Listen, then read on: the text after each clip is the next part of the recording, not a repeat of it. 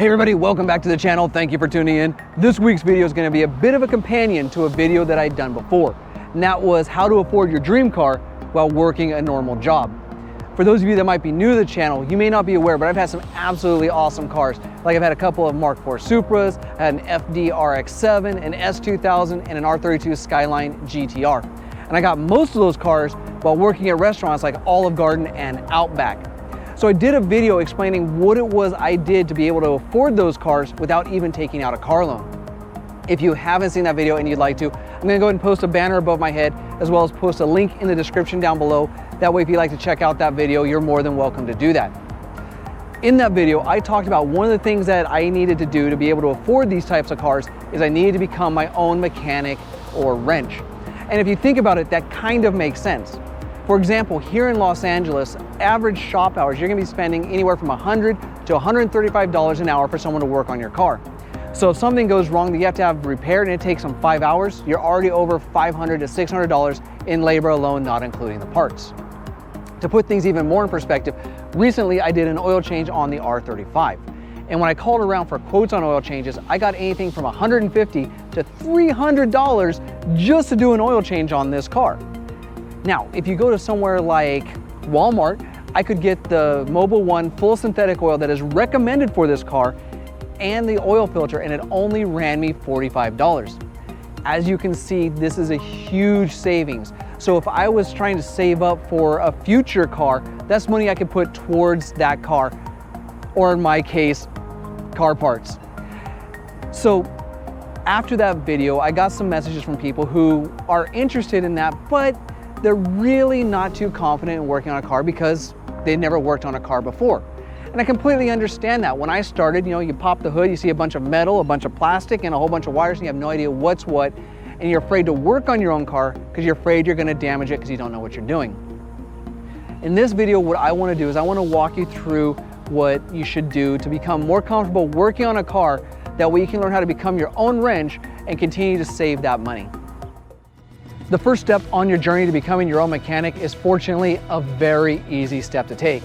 In fact, it's one pretty much everybody can do. All you need to do is go down and pick up a good basic starter toolkit. And it doesn't even really matter which brand. Now, whoever you talk to, everyone's gonna have their own opinion as to which is the best brand out there. Some people swear by Craftsman, some people swear by Snap-on, some people like Husky. I'm gonna let you know, for me personally, I'm a fan of Craftsman. I've been running Craftsman tools since I was 16, and they're great because they hardly ever break. But if they do, there's the no questions asked tool replacement program. Now, back in the day, if I was working on my car and one of my tools broke, all I have to do is find a ride down to Sears, walk in, go like, hey, this tool broke. And they'd be like, yeah, it did. All right, here you go. And they'd hand me a brand new tool, and I was back out the door and working on my car, which means I wasn't spending any extra money on tools. Now you may be wondering, Sears is gone. Is that program still in effect? And the answer is yes. Lowe's has actually picked up the Craftsman contract, which means if you have a Lowe's near where you live and you break a Craftsman tool, all you have to do is walk in, hand them the broken tool, and they'll hand you a brand new one, no questions asked. Now you also may be looking at some of these bigger toolkits and thinking, wow, these tools are expensive. You're looking at some of these kits that are like $800, $900, over $1,000 for the toolkit, and that seems like a big barrier to entry. I'm gonna let you know right now, you don't need a kit that sophisticated. All you need is a simple basic starter toolkit that'll have all of your metric and standard sizes in both ratchet and box wrenches. Because that's gonna get you through the majority of the work you're gonna need to do on your car. Now, of course, as you're working on your car, you're gonna realize that there's gonna be special tools that you're gonna need for different jobs, and you can pick up those tools over time and your toolkit will grow. And like I said, if you're running the Craftsman tool, if they break, you have them for life because it's a no questions asked tool replacement policy. So don't go out and buy that big kit right off the bat because you're not gonna need it. Just start off with something simple. In fact, to help you out, I'm gonna leave some links in the description down below to some Craftsman toolkits that are on Amazon that I think are a good price. They won't break the bank and will have everything you need to get started. Now you may be wondering, if you buy off of Amazon, will Lowe's still honor the no questions asked tool replacement program? And the answer to that is yes, they will. A Craftsman is a Craftsman to them. If it breaks, just take it in, they'll replace it. So there we go. The first step is just to get yourself a good basic starter toolkit. Okay, so you've picked up a toolkit and you're now starting to wonder, well, what is it I should do first? I mean, you pop the hood and you're seeing all of these hoses and wires and plastic and metal, and you don't know what anything does and you're scared to break anything. And that's fine, because we're going to start simple. Usually general maintenance is a great place to start for the beginning mechanic, and I heavily recommend starting with an oil change. And the reason why is an oil change is pretty much the same thing no matter what car you're working on. You know, it's always got the drain boy and the oil filter, and that is it. The only real difference is where the oil filter is located. Sometimes it's right here up front and is easy to get to, and sometimes it's up underneath the car and a pain in the ass. Either way, you're gonna get some experience, and once you've done an oil change on one car, you can do an oil change on any car. Also, the great thing about doing the oil change is we get to what I discussed in the previous segment, where I told you to get a basic toolkit, but you're gonna have to get a special tool for this particular job. You're probably gonna wanna get yourself at least a jack and some jack stands in case you have to get underneath the car, and you're probably gonna wanna get a wrench that's specific for the oil filter, and you can get that at any parts store. It doesn't have to be anything trick. So we're already starting to grow your tool kit. Now, to do an oil change, I did one recently on the R35, and I did a video on it. I'm gonna go ahead and post a link above my head as well as in the description down below in case you wanna check that out. This car was a little bit more complicated than most cars because it has an under tray, but it's not really that big of a deal. So if you watch how to do an oil change on this car, you can see that on just about any car, it's gonna be very similar. It's a very easy thing to do. Once you've done the oil change, maybe you're gonna consider doing the spark plugs. Generally on cars, spark plugs are very easy to get to, very easy to swap out. There again, I did a video on swapping the spark plugs on the GTR, which was a little more complicated because they were under this whole intake manifold. Or if you go to my video where I did the spark plugs on my Mark IV Supra, that was a much better representation of how easy it is to change out spark plugs on a car. So now that you got your toolkit, go ahead and do some general easy maintenance. And as I pointed out, there's gonna be videos out there by people who own your car that have done the work that'll help you figure it out. Now, one of the things that you could do too is if you're very lucky and you have a friend that's like me, that's a wrench head, usually if you call them up and offer them a beer, they will come out and at least supervise your work. That way, even though I'm pretty sure you're not gonna mess up your car if you do the proper research before you start working, they can at least be there as a safety blanket to double check your work and make sure you're comfortable with what you did was correct. As you continue to do work on your car and general maintenance, you're gonna realize something. You're getting more and more familiar with your car and more comfortable working on it. No longer when you pop the hood, you just see a mass of wires and tubes and plastic and metal. You're gonna look at them like, oh, that's the coil that's on my spark plugs, or oh, that's my oil filter. You're gonna know what all these things are under the hood over time, and it's a lot less confusing and a lot more easier to manage. To the point that you might start being willing to take on more complicated maintenance, such as brakes. Your brake pads might be starting to get down there, and so you might take it upon yourself to change the brake pads and rotors yourself. Now, I'm going to put a slight caveat on this because brakes are connected to the safety of the car, and you know, stopping when you're doing 80 miles an hour might be important.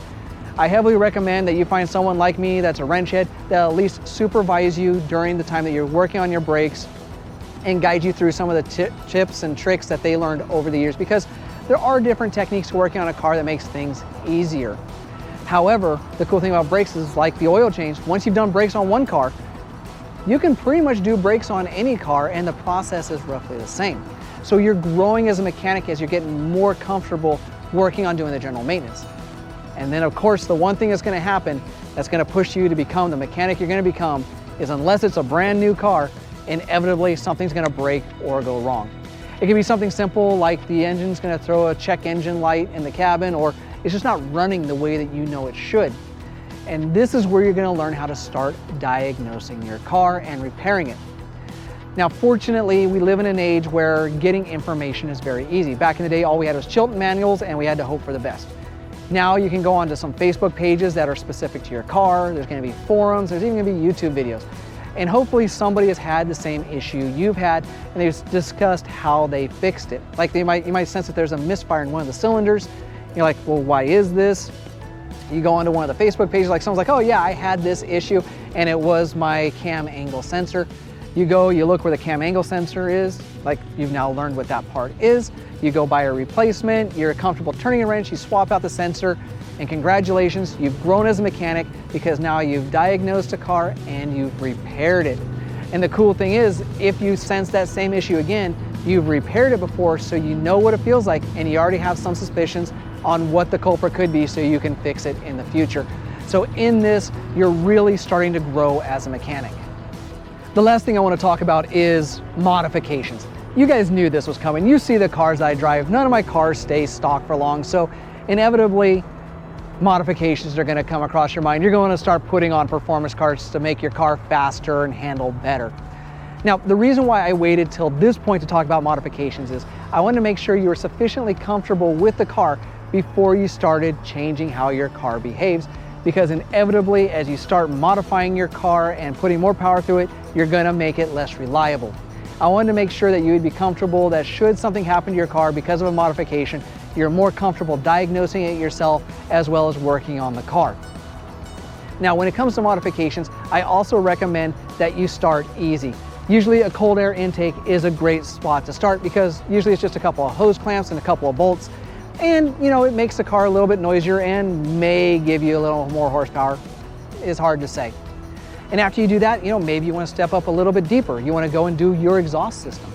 There again, an exhaust system is a very easy component to swap out. It's just a couple of bolts, but you do have to get under the car. And after all this time you spent doing your own maintenance and repairs on the car, you're going to be more comfortable being underneath there. And then really after that, the sky's the limit. You can do your own shocks and springs. Maybe you decide to swap out your fuel pumps and your fuel injectors and go with a custom fuel tune. Maybe you even decide to go forced air induction. You're going to be able to do all this stuff because you've built the basis of what you need to know to work on a car through all those other processes. And there they are, some simple steps to hopefully help you become your own mechanic so you can save money to buy your dream car. I hope you enjoyed this video. If you did, go and hit that thumbs up button to let me know. It does help the channel out a lot. If you'd like to see more automotive, particularly GTR content in the future, go and subscribe to my channel.